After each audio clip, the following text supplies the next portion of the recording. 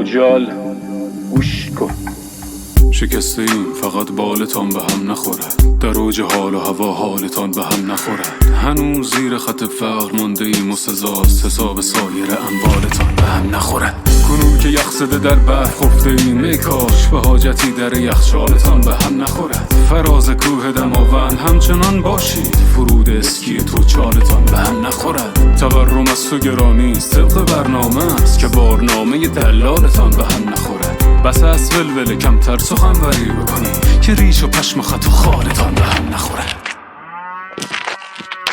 شده در آینه خود را نظر بیندازی چنان که از خودتان حالتان به هم نخورد. مگر که روز قیامت نیستید به سر، مگر که نامه اعمالتان به هم نخورد. دنیایی که توشی جاییه که خودت ساختی، کسی تو رو نبرده، تو به ترس خودت باختی.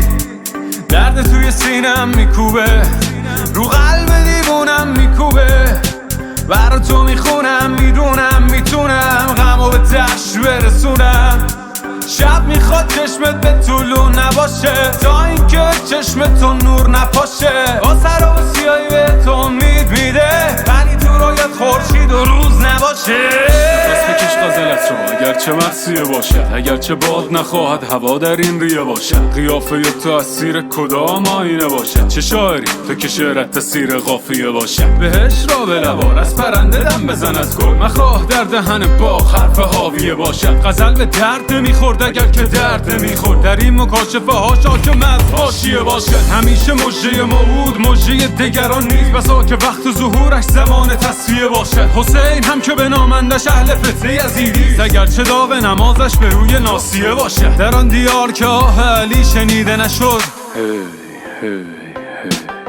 در آن دیار که آه علی شنیده نشد، یکی به نام میشود معاویه باشد. دنیایی که توشی جاییه که خودت ساختی، کسی تو رو نبرده، تو به ترس خودت باختی.